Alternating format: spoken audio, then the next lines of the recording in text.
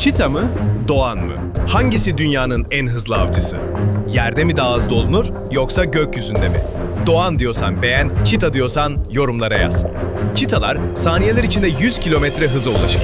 Ama bu kuş avına dalarken 390 kilometre hızla gökyüzünü deler. Resmen bir canlı füze. Ama çita yere basan en hızlı canlıdır. Avını sadece hızla değil, becerisiyle de yakalar.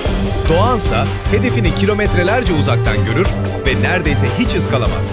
Tam bir gökyüzü suikastçısı. Peki hangisi daha etkileyici? Şimşek gibi inen Doğan mı, koşarken uçacakmış gibi görünen çita mı? Karar senin.